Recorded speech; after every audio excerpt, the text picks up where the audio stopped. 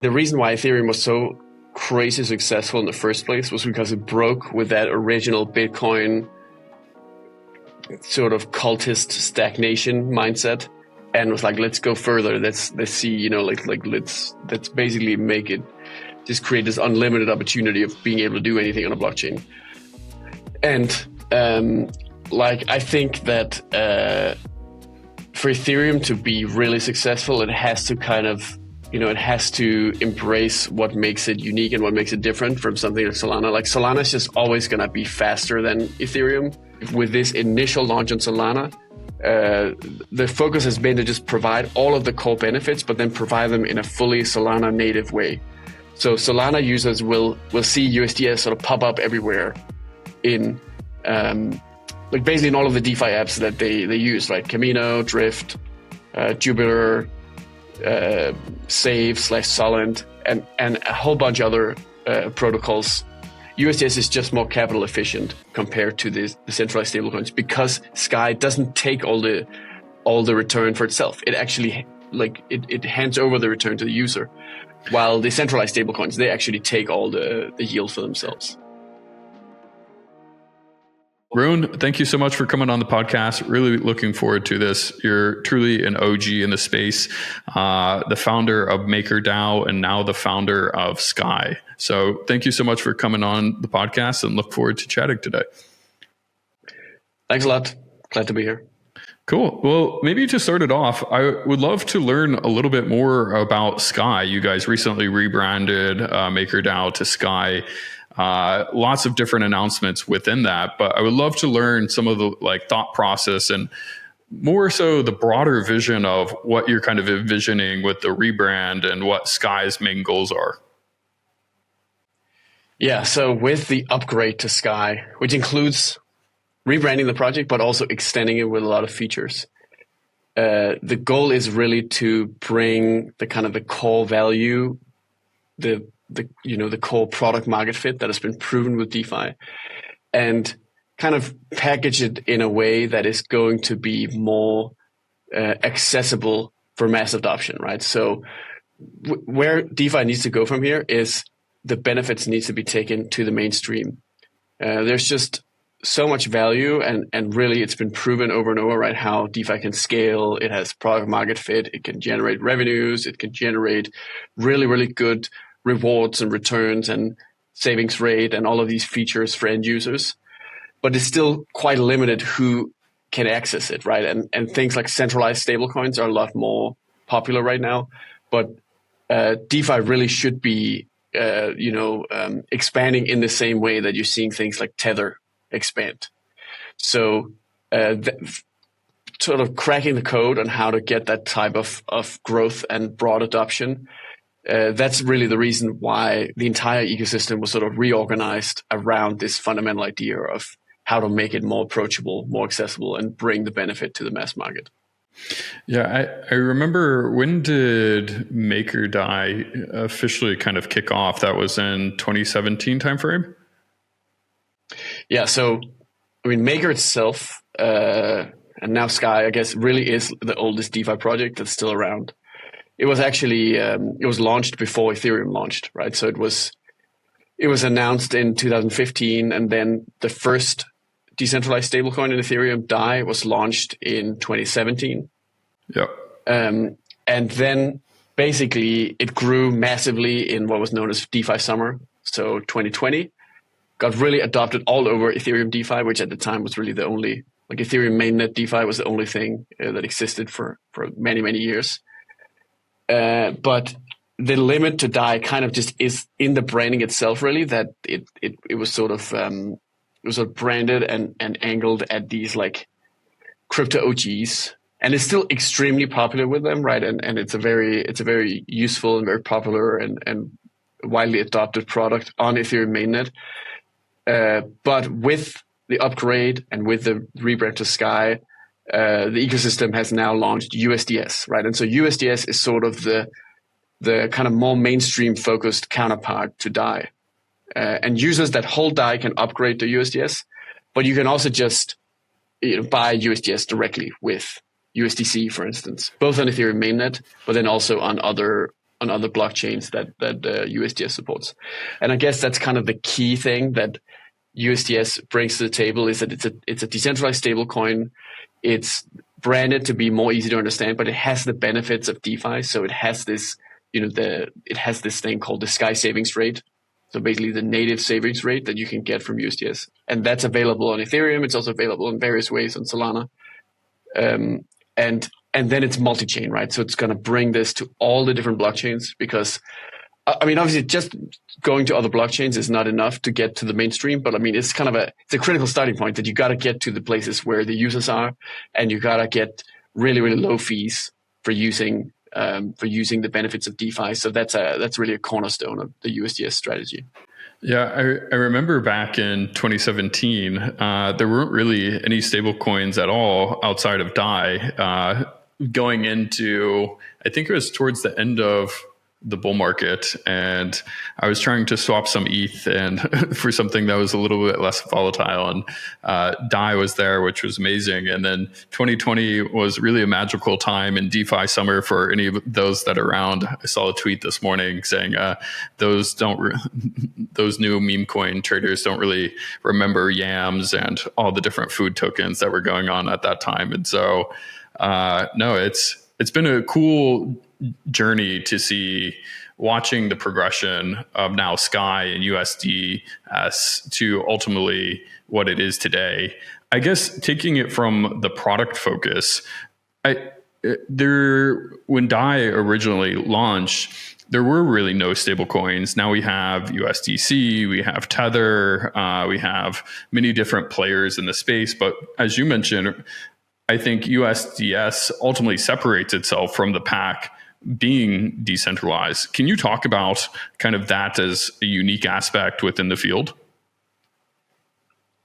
Yeah, so the main difference is Tether and USDC, they are issued by companies. So in the end, they're kind of IOUs in a sense, from, regulated, more or less, basically regulated in sort of different, onshore, offshore. But ultimately, like the assets are held in things like treasuries and this sort of very familiar TradFi assets. And USDS is, first of all, not issued by company. Rather, it's backed by a decentralized protocol called Sky that has this, 7 years of track record from all the way since it launched 7 years ago, right, with DAI and Maker. And it is this protocol that generates the USDS stablecoins and stabilizes and backs them with a diversified portfolio of collateral that is fully transparent, right? Because it's on-chain, it's decentralized, so anyone can see what is backing their money in real time. You can follow what these assets are.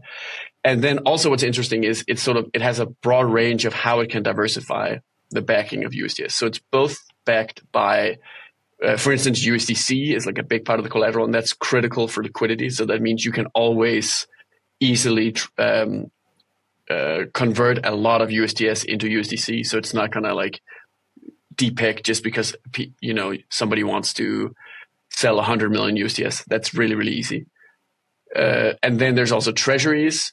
So also the sort of the standard, well-known TradFi type of assets backing USDS. But then from there, it also, the interesting stuff begins, right? Because then you have over-collateralization by Bitcoin, over-collateralization by Ethereum, and even exposure to things like USDE by Athena, so basically derivatives, but then also kind of over-collateralized. So it's kind of like taking the benefits of like derivatives, but then doing what's called credit enhancing them, like kind of adding some extra buffer so it gets more safe. And then what you end up with is this kind of a stable coin that has a lot of the benefits of DeFi. It has this decentralized protocol sort of backing it and keeping it secure and protecting it from risk.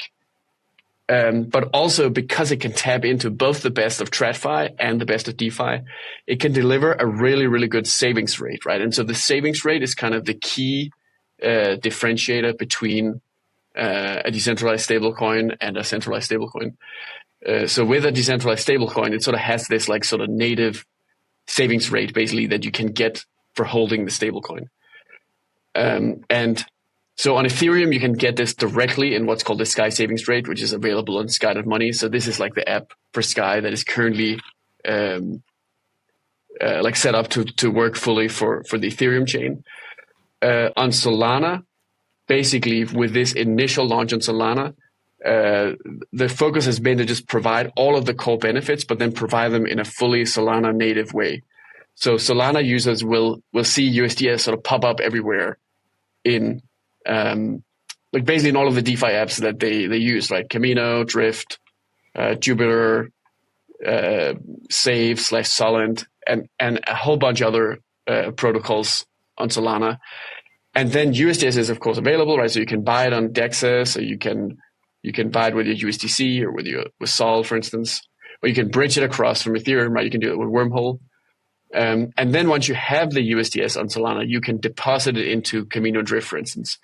And then it works just like any other stablecoin that you deposit into Camino Drift, but it has this extra bonus, which is that on top of the regular return that is available, let's say on Camino, right, available on the money market, then because users are not just only holding like sort of synthetic, I mean, basically, as a user, you're both sort of lending out your USDS on Camino, but you're also holding a bit of USDS that is sort of just sitting there as a liquidity pool.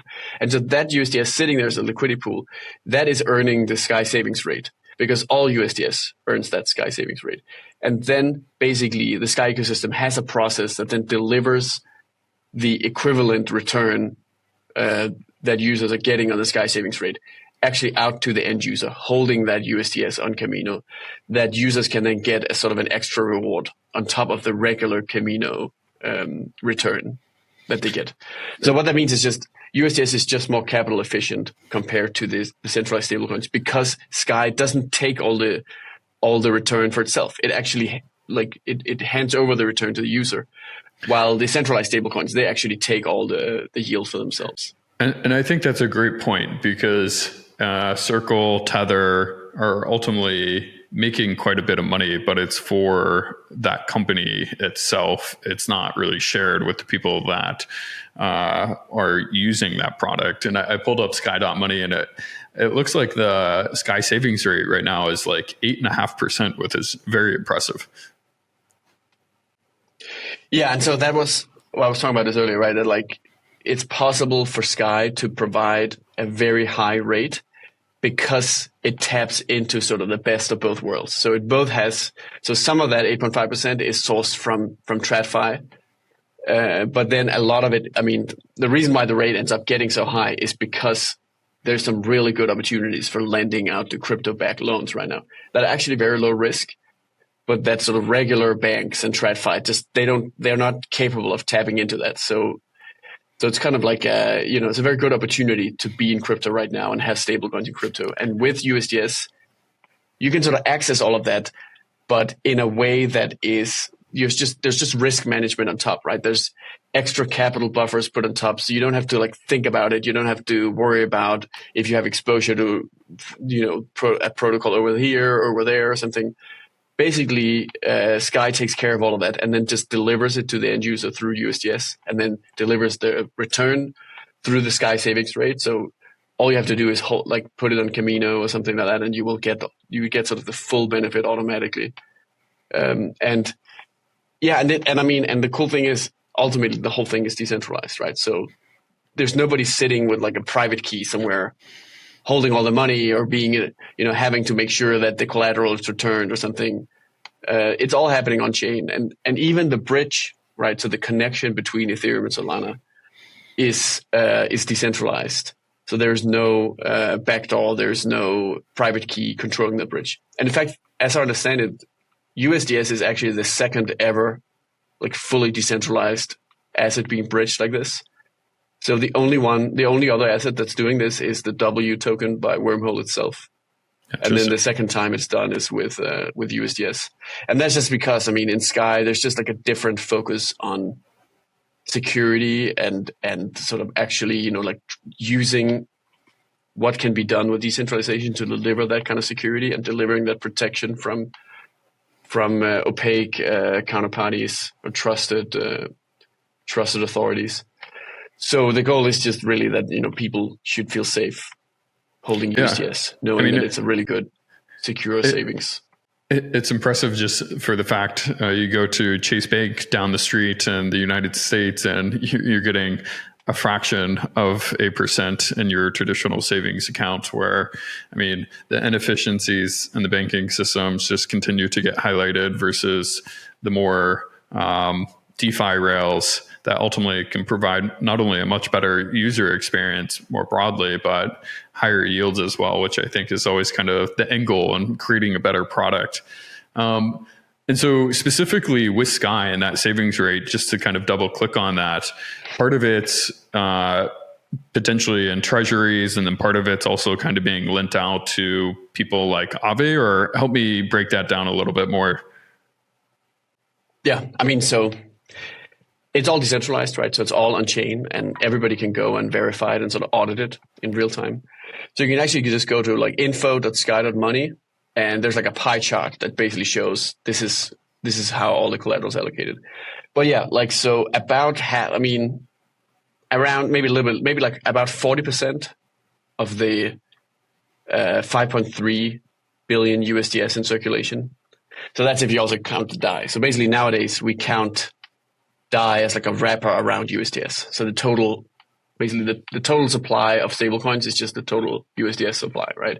And so out of that 5.3 billion USDS in circulation, about 40% or so, I think, is backed by a combination of treasuries and USDC. So that's kind of the TradFi element that gives it that sort of really strong stability and that liquidity, so that you can really be sure that it's possible to cash out a large amount of USDS, right? It can handle very serious outflows if a lot of people suddenly want to spend their money all at once or withdraw their money out of the system. But then around 60% of the portfolio is in crypto exposure. So that is lending to Spark, for instance. So Spark is a so-called subDAO, basically like a subdivision of the Sky ecosystem. And then lending to Aave, and then exposure to perps, basically through Athena, as I talked about in this like over-collateralized way, where you sort of take the basic, and this is actually a very sort of standard approach to do what Sky is doing with USDS, right? Is that you take some opportunities out there that generates a return, but maybe it's just a little bit too risky. So then what you do is you add kind of some extra capital on top, which makes it a bit safer. It also makes the yield lower because you have to pay for the capital, right? That first, we call it first loss capital. So basically there's like a sort of protection in between the more risky exposure out there. And then by putting that protection in between, you lower the risk. You get it to that very safe, secure like type of exposure that you can kind of responsibly scale up and have actually back something like USDS at scale. And then in the end, you get this sort of like nice mix of a really, really attractive savings rate, but also a risk profile that is like very diversified and very well managed and able to withstand shocks. And on top of that, people can go and verify it in real time. Yeah, no, it's very impressive. I think, again, kind of double clicking on taking advantage of all the native ecosystem within DeFi to really make yields as attractive as possible, but as safe as possible.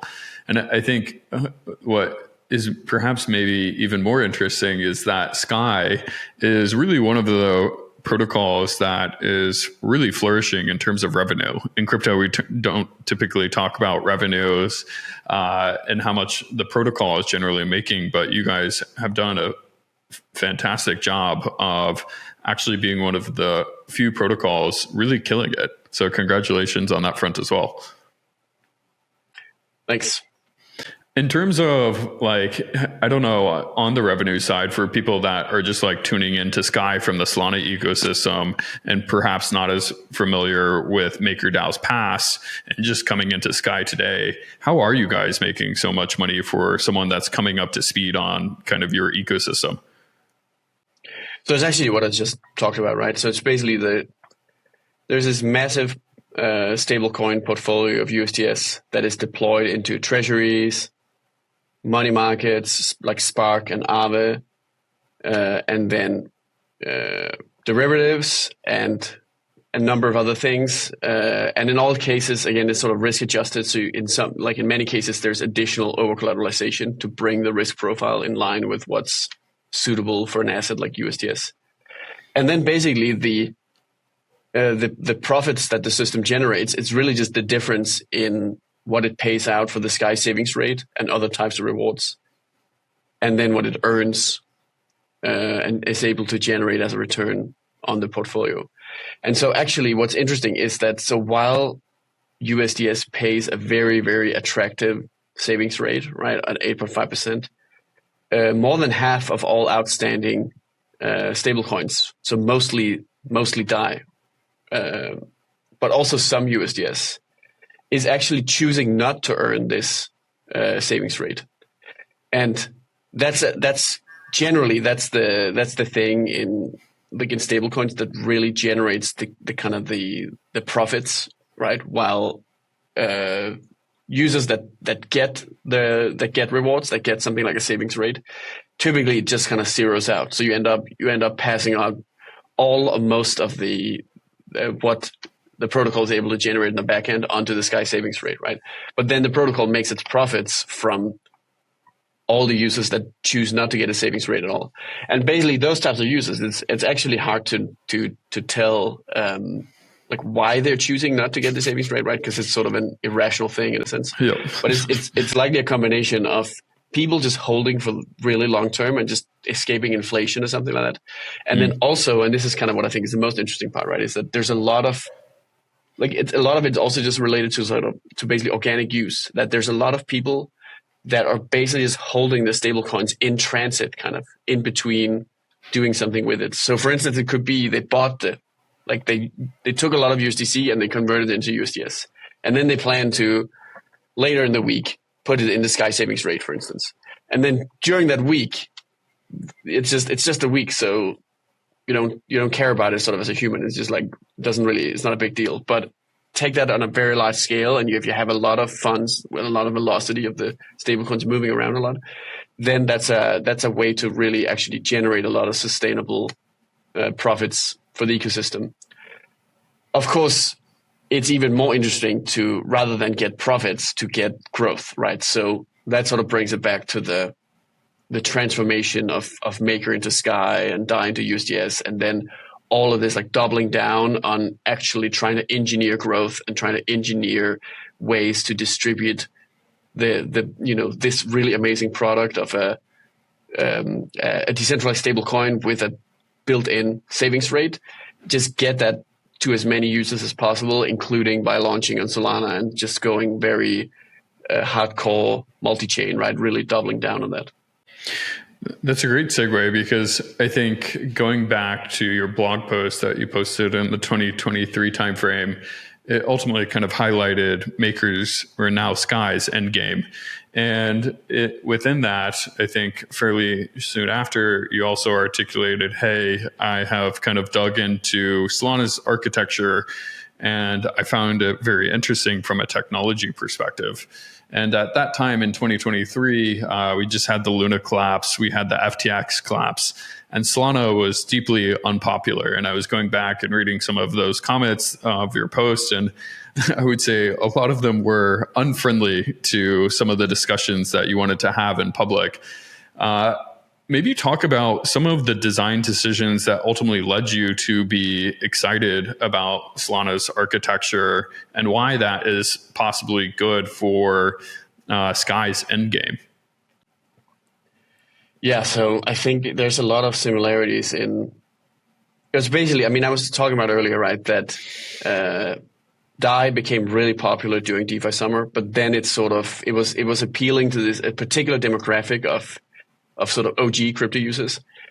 And I realized it was a much greater potential if we can get DeFi mainstream, right? We can try to have it appeal more broadly, and just sort of keep iterating on what is this? What is even possible to do with DeFi? How to sort of break those barriers and just make it even bigger than it currently is. And I think it was very interesting when I looked into Solana. and I actually started looking into Solana originally because somebody made a post that was something like, look, it's going down less and less, or something like that. So basically this thing that often made people dismiss Solana in the old days, that it would go down, right? That it was sort of an indication that maybe this is not an inherent issue and it's sort of able to improve, right, and get over its shortcomings. So that made me look into it. And then what I found was, like, first of all, like, yeah, it's just very performant. I mean, I knew that already, but that it has this particular culture, which is just relentless self-improvement, right? And this sort of like rejection of stagnation, right? And that's, I think, is very relevant for what was really needed with DAI and with Maker, and what led to the evolution to Sky, that we're really just getting started, right? And there's so much more to do with DeFi, and I think, like, the way sort of, I guess, Sky approaches self-improvement, it's kind of like how Solana tries to get faster and faster. Well, Sky tries to sort of, basically create new processes for acquiring users at a very sort of fundamental level, which includes, I was just briefly mentioning this earlier, but includes things like the subDAOs, like Spark, which is an entire app and sort of entire universe that is entirely set up to, like, sort of do its own user acquisition. And it's a subdivision of Sky. And basically Sky has the capacity to have a lot of these parallel tracks that all can sort of execute on different strategies and try to acquire users and grow the ecosystem. And yeah, again, like, it's funny how that there's some parallel with, like, how this is also how Solana achieves its scale and its performance, right? It's through parallelization, and then just through the sort of constant looking for ways to improve further. So I'm very glad it got super big. And looking into Solana and being really excited about Solana, that then led me to, like, look into all sorts of different blockchains and just really open my mind to, like, all the different approaches to blockchains out there. So I think that's so cool. Like, I mean, it just keeps getting better and better what we're seeing in blockchains, and, like, both at sort of the cutting edge, but then also with how Solana keeps improving, and even Ethereum is sort of, really starting to come up with some serious improvements as well. And this is all sort of driven by basically the fact that the space as a whole just isn't at all stagnated, right? It's kind of the opposite. It's just still getting started. In terms of kind of other blockchain architectures, are you looking into any other kind of the high throughput blockchains, the parallelized blockchains like Sui, Aptos, Monad, or is right now kind of the Solana home? Because I know in that Sky kind of endgame post, you also mentioned even exploring different opportunities like your own app chain, or forking the SVM or Cosmos. Yeah. So, I mean, that remains my belief that, like, on a long enough time scale, a system with advanced governance will benefit from having its own app chain in the long run, because the complexity of running your own app chain becomes sort of vanishingly small compared to the complexity of running advanced governance for all the other things that basically you have to do to maintain a DeFi ecosystem and a stablecoin.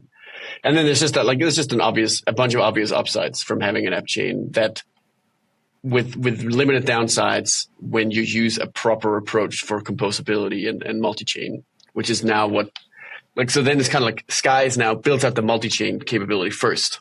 And then once it's, like, fully natively multi-chain, which means even, like, having a lot of its core components natively deployed everywhere, right? So this is also the plan for Solana, right? That a lot of the native features of Sky, such as, like, the ability to swap huge amounts of USDS to USDC, or the other way around, right? That's an example of a feature that will be natively on Solana in the same way that it's natively on Ethereum mainnet today, right? And it's a system that's called Skylink, which is really just like a sort of a way to basically have the same application natively be deployed simultaneously on multiple blockchains. And once you have a setup like that, then it's very easy to kind of move the backend, like sort of the core of the system, to an app chain, which would then just, of course, there's a chance you can bootstrap a whole ecosystem specialized in interacting with Sky. But if nothing else, it just basically saves on costs, right? Because it just means that you don't have to pay fees to someone else for running your backend. But it's just that, I mean, it's a very long-term thing. Like, in the short run, what's much more exciting is just like spreading adoption of the actual products, right? So to go to the big ecosystems where the users are, and where there's a lot of potential for innovation and where there's like synergies between what Sky has to offer. So, I mean, Solana is obviously number one after Ethereum mainnet, and that's why that's the first place that USDS goes multi-chain to. I think, I think a lot of the Ethereum L2s and especially Base are interesting. And then, Sui, Telegram, and some of the other high throughput. Even Tron, I think, is actually really cool just because it's seeing so much stablecoin use. When it comes to like back-end architectures for some hypothetical future app chain for Sky, what I'm actually really looking into right now that is like, I think the absolute cutting edge is just like CK native blockchains.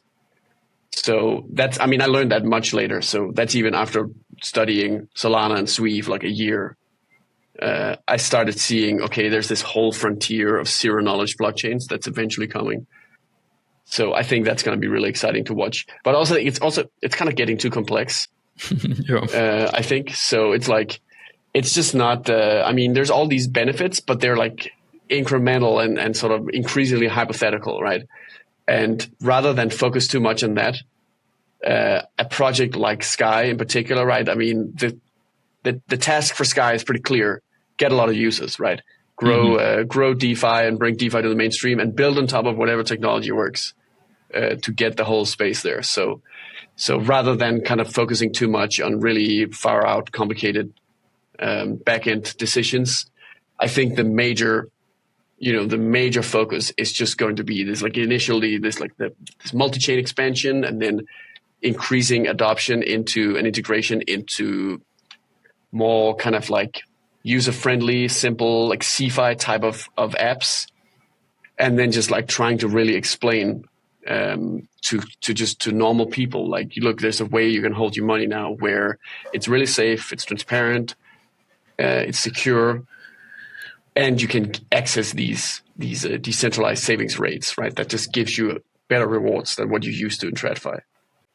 I love the product focus. I think, in Silicon Valley, I think the product is often, the end product. But sometimes in crypto, we like to nerd out and debate sometimes way too much of the semantics and forget at the end of the day, to your point, what really matters is growth in users and continuing to expand that total addressable pie, making DeFi really what I think was Ethereum's original vision, was kind of like the world computer, banking the unbanked. And that was the thing that really sold me on Ethereum at the time, was banking the unbanked, getting everybody DeFi, giving people access to Sky savings accounts where they can actually earn and save money. It is a great kind of dream to give DeFi to the entire world. In that kind of end state of DeFi, what do you kind of envision that to be? You've kind of referenced a few times DeFi is small and continues to be relatively small to maybe perhaps your vision and what you would like it to become. Do you think everybody has a smartphone or a smart wallet and has savings rate? Everybody's using these blockchains on the back end. Can you kind of paint that picture for us? Yeah, it depends a lot on where you're located, right? Because I think in a lot of, I think in many countries, we're already seeing this. You will have this, like the leapfrogging will happen, right? So you will actually have a lot of regular people that will become actual crypto natives because they just didn't have access to like a good banking infrastructure at all. And they weren't, like they didn't have a bank account. So setting up a crypto account is actually easier for them. Getting a bank account is actually real difficult in many cases, right? But it's like once you have the bank account, and maybe if you live in a Western country, your whole life is like connected to your bank account, right? You have to pay your taxes and you have to verify your identity and you have to get your back taxes and whatever, all this stuff, right? It's like all connected to your bank account. And so I don't think that's going to go away in the West. I think what's going to happen is the banks are going to deliver like they will eventually, after many years, they will become comfortable with the risk profile of, let's say, USDS, right? Decentralized savings rate and decentralized stablecoins.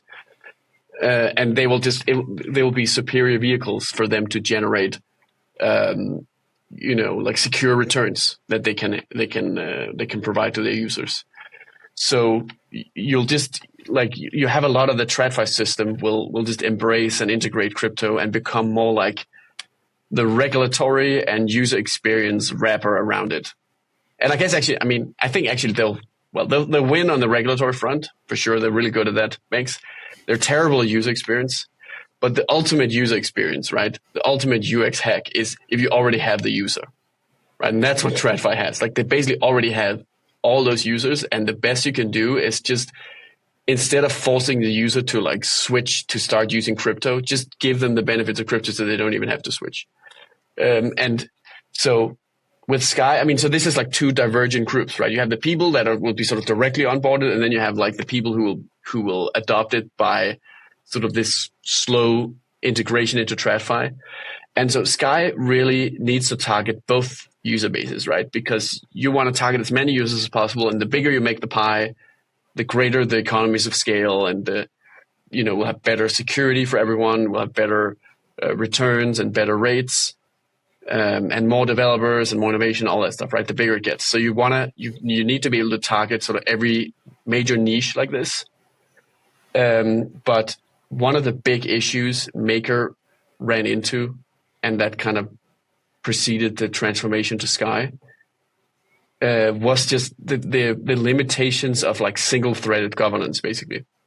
So I was talking about this earlier, right? How Sky has the capability to basically subdivide itself into these separate specialized projects called subDAOs. And the first one is Spark. But there will also be more of them, right? And some will target try to target regular end users and get them, developing world or people using Tether or something, and get them directly to use USDS and Sky Savings Rate, while others are focusing on TradFi and real assets and treasury tokens and this kind of stuff, where Sky really is. Sky's the biggest user and kind of the pioneer in real assets, right? So there's a lot of value there where that can be sort of pursued further. But again, it's like you can't do everything all at once. So being able to sort of subdivide the ecosystem and have different specialized groups chase different opportunities, that's something I think is really gonna help kind of get that broad integration, and then ultimately get us towards that future where DeFi and crypto becomes more ubiquitous. In some ways, like it will be everywhere, but it will also be sort of invisible, right? That I think would be a really good outcome. I'm looking forward to that future. So I appreciate you pioneering that. In terms of the subDAOs, with Spark and kind of these other subDAOs, if the governance in the past was kind of the bottleneck, having kind of many constituents that were relatively broad in each of those individual topics, the goal with each of the individual subDAOs and with Spark and others is to make kind of small group of people with more narrow focus on that specific task, ultimately allowing the entire ecosystem, since it is decentralized, to move much quicker as a whole, if I'm understanding you correctly. Interesting. Yeah, that's right. And so it's about alignment as well, right? Because it can be hard to get a bunch of, like a big community of people with all sorts of backgrounds sitting all over the world talking on the internet to like agree on every single topic when they're not expert in any of it, right? So with subDAOs, you can sort of gather together people that have more similar interests, right? So Spark is for all the people that just want that hardcore Ethereum DeFi, right? Like the OG hardcore, like decentralized Ethereum ecosystem that Maker basically has always been like a major player in. That Spark sort of represents just like doubling down on that and just going all in on that, right? But then a different subDAO can focus on real assets and TradFi integration, right? Where you need a completely different type of person, right? People who like to talk about legal stuff all the time and regulation all the time, right? And will take this seriously and will not just be like, oh, it's annoying, right? Which is how a lot of hardcore DeFi people react. to real assets and regulation, right? Yep. And others could focus just on adoption, just like getting into getting in the trenches, going to the developing world or where you have a lot of, hyperinflation and tether users and so on, and try to figure out how to turn this into a business model where the users get a better product and the subDAO can run a sustainable business model from that. And also, other ecosystems, right? So like Solana and other blockchains, there could be subDAOs that like specialize in basically like, these ecosystems are a bit different. So you need to approach them a bit differently. And there's just so many ways that Sky can collaborate with and interoperate with, for instance, everything in the Solana ecosystem. So it's not realistic to have that efficiently run by a single sort of monolithic process, basically trying to handle all that and kind of adapt to all the ways that different ecosystems are unique. And having that subdivided, specialized model just makes it a lot more scalable. And it kind of lets us get closer to the best of both worlds. We both have this massive economy of scale, but you also have that more like sort of personal touch in a sense, right? As the ecosystem interacts with all the other, like all the opportunities out there. Yeah, it's a very elegant model for a globally distributed product where lots of people have lots of opinions. So I appreciate that.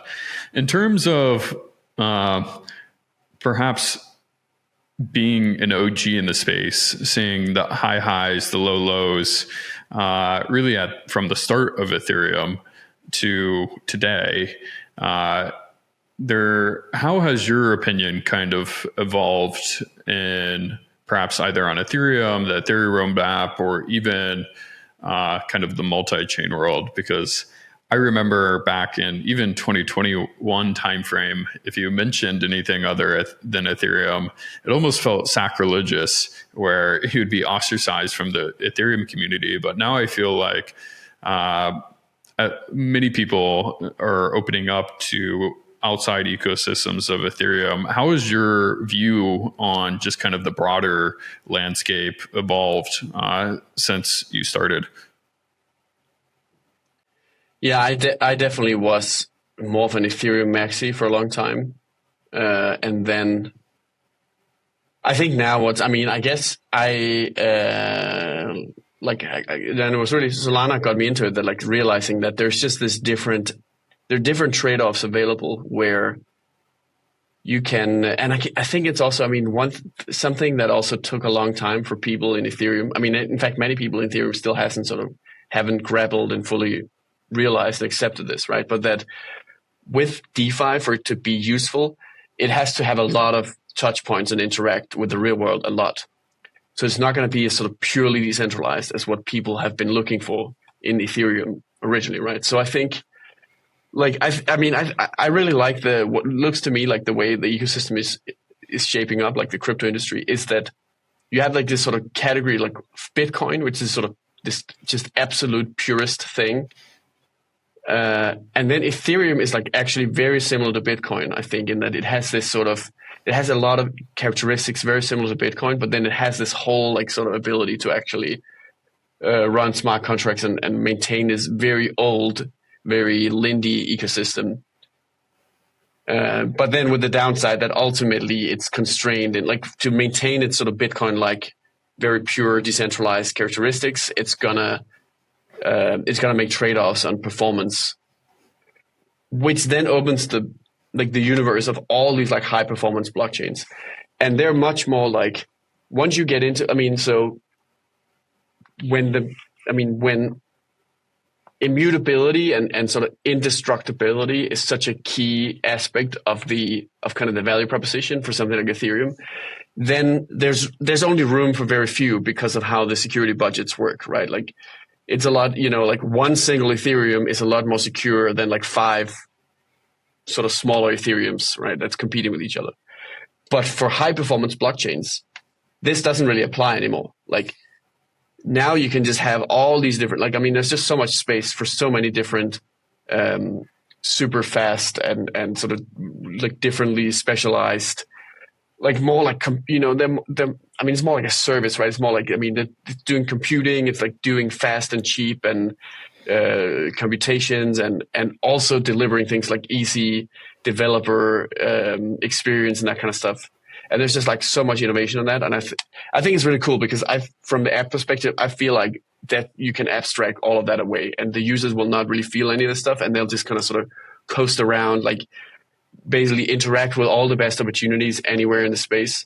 But I mean, potentially through something like USDS, right? Which is really just like you kind of take the entire universe of DeFi opportunities and you deliver it to the end user in a wrapper that's called USDS, and then they get the upside through the Sky savings rate, and it's just all automatically taken care of. Like, you know, the Sky then through its processes and through the subDAOs just like seeks out and accesses all the best opportunities all over the place. So I think, yeah, I mean, it can get really big, I think. And it's so funny that we're just still like, absolutely like scratching the surface of it. And I mean, there's also a bit of an overcapacity, I feel, right? I mean, more like there's this thing of like too much infrastructure and so on. And I definitely agree with that it should be more focused on product. But at the same time, I mean, if you believe that TradFi will adopt all of this, which it totally will, I mean, in the next 30 years, not going to happen tomorrow, but it'll happen over the next couple of decades, then it is really needed, like all of this. And it is extremely powerful to have so many trade-offs and so many different, like sort of different specialized products and specialized infrastructure being tested out in real life. So we're just going to get the best of the best available to everyone. Yeah, it was what I appreciated about the high throughput blockchains was the fact that people can focus more on products instead of the underlying infrastructure. Because I remember in 2021, people on the EVM were removing lines of code to try to make it more gas efficient. And I was like, oh, it just sounds painful from the engineering side because that distracts you from allowing that product focus. And when you kind of expand the sandbox of capabilities by having more performance, to your point, you can just do more interesting things. And we are really just scratching the surface. I think the thing that got me excited originally about Ethereum is still the thing that gets me excited today, which is kind of rebuilding the traditional finance stack on blockchain rails and enabling better products. And we're slowly getting there. I think the infrastructure now is getting to a point where application engineers can focus on apps, which to me is just really refreshing. On terms of like the product focus, because I've done now hundreds of these podcasts, and I feel like people that are coming new into the space sometimes get distracted by kind of the fancy buzzwords or specific niches, but can often forget about you are building a product and that product has to serve an end customer. And you guys, I think, are the prime example of something that is really providing value, but is also making money. What would your advice be to new builders kind of either coming in the 2024 cycle and saying, hey, this blockchain space is really interesting. Rune is an OG. What can I learn from his wisdom, from his time and experience within the industry? Well, so, I mean, the thing is actually that, like in Sky, as I was saying, we were the whole thing has been sort of trying to figure this out, because the original success behind Sky, like, which is, you know, the original adoption of DAI and just like Maker and DAI getting broadly adopted back in the day, that was a very unique and sort of, what do you call that? Basically something that cannot be replicated, because what happened was an actual situation of build it and they will come, right? Yeah. Like it was actually the first version of something and there was nothing else, and then everybody used it, even though it was kind of like it wasn't exactly branded to be easy to access or easy to understand or any of that stuff, right? And this has then been a kind of a gift and a curse, right? Because it's so hard. Like if you kind of get it like that, then it's really, you know, the ecosystem didn't develop the instinct of how to get users. So instead of having some kind of instinct or some kind of great wisdom or intuition or something, like I can more like parrot what I have been trying to learn from other people rather than sort of my own great, amazing, Please do. sort of universal insight, right? But and then after looking all this, I'm sort of trying to figure out what is the key thing that that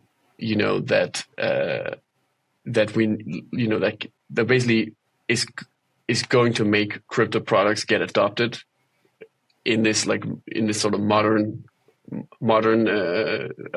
environment we're in now.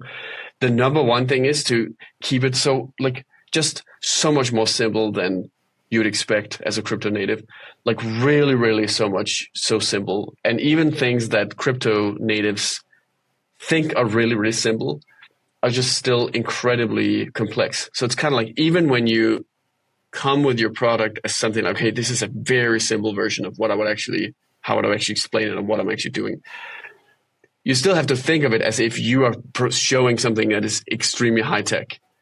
And then you can start to connect further out than I think the kind of the bubble that most crypto stuff is stuck in. And then I guess the other one is just everyone keeps saying this, right? But making it this product focus of making it easy to use and making it more polished. And I think it kind of converges in the sense of it's kind of, the question is, what's the core product? What's the core value that's being created? And just really trying to focus on that and try to achieve product market fit in sort of one thing before doing multiple things. But then I think one other way to approach it also is be more like sort of building an audience, right? So there's some successful instances of apps that, rather than sort of providing one thing, then what they kind of provide is this sort of Swiss Army knife for DeFi, right? Where they sort of provide, your one-stop shop of you can sort of do everything with all the core stuff with DeFi. So then, rather than focusing on just a simple, one particular simple product, they sort of have a range of here's a bunch of things. You can access stablecoins, you can get savings rate, you can access borrowing through something like Aave or Spark or whatever. And then it's all available in one place. And I guess in that case, what then the key thing is to sort of create that trust of this is what you need. And, it's going to be again, it will be kept simple and focus on the basic value propositions. I love that. Yeah, keep it simple. The industry as a whole has, what I have appreciated is the industry as a whole has kind of gone through many trials and tribulations, high highs, low lows. And we've really kind of run the gauntlet of all the different experiments. And I think we're kind of coming full circle to say, hey, if we can simplify it, let's do that. And simple is generally better. So wise words. Cool. I guess any words of wisdoms to kind of your fellow Ethereum friends that may not be as excited that Sky is now expanding multi-chain? Well, I think that, the Ethereum ecosystem right now is going through a bit of a reckoning almost, which I actually don't really understand. I think Ethereum is doing great. And so Ethereum is great. But a lot of Ethereum people they're sort of why is it not dominating more or something, right? And it's kind of the reason why Ethereum was so crazy successful in the first place was because it broke with that original Bitcoin sort of cultist stagnation mindset and was let's go further. Let's see, let's basically make it, just create this unlimited opportunity of being able to do anything on a blockchain. And I think that for Ethereum to be really successful, it has to kind of, it has to embrace what makes it unique and what makes it different from something like Solana. Solana is just always going to be faster than Ethereum because that's just Ethereum just fundamentally made the trade-off of really going for decentralization. And Solana is sort of from a later age where that is less the emphasis because Ethereum is already there, right? So why do you need two of that? Why not make something that does something different, right? And like the growth of Solana is good for Ethereum. Ethereum actually is quite unique and sort of quite like stands alone in like a very solid, very comfortable way in a sense, right? Because everything else is not really trying to compete and could not really realistically compete with Ethereum on decentralization. So yeah, like I mean, I think the main thing Ethereum people should like they should view Solana as something to sort of to learn from, and kind of like I always think of it as like countries, right? So it's like Solana is like a trading partner of Ethereum. And just the more the two ecosystems can interact with each other and sort of unlock synergies and sort of that'll make both economies more effective and able to create more value, and it'll just make them like make everything more like make everyone better off, and generally, I mean, fundamentally, it will make Ethereum bigger if apps on Ethereum are always well connected into Solana, and then Solana gets really big, and then that's going to sort of spill back over into Ethereum. And it is already what's kind of happening, right? With all the L2s and so on, which is kind of the same thing. It's not really that different from actually just being connected to Solana. And I've heard this meme as well, that like Solana is an L2 and all that. And I think that Totally been pushing that one. Yeah, I mean, like, I think actually what it really comes down to is like tribalism and cultism and sort of socially maladjusted people on the internet having fun with each other. And you'll never get around that. But I think all the serious builders, like everyone's just like, everyone knows that everybody that's building, they're all here to grow the pie. And that's the moment you start to view it as a zero-sum game, you lose, because that just means you don't think you've got anything to bring to the table. And so then you start thinking about, you start to assume other people also don't have anything to bring to the table. But the reality is the technology is just getting started. So everyone is just like anyone that's just working and delivering better results and delivering better technology is going to create so much value and unlock so much value for everybody in the space. I agree. Well, perhaps we can end it there, Rune. Continue to focus largely the entire ecosystem, continue to focus on creating better products, having that product mindset, simplifying things. And I think you're, again, spearheading that charge with Sky and honestly providing some really great yields in the process. So thank you for what you're doing. Appreciate you coming on the podcast and telling us about Sky, and wish you all the most success. Awesome. Thanks a lot, Logan.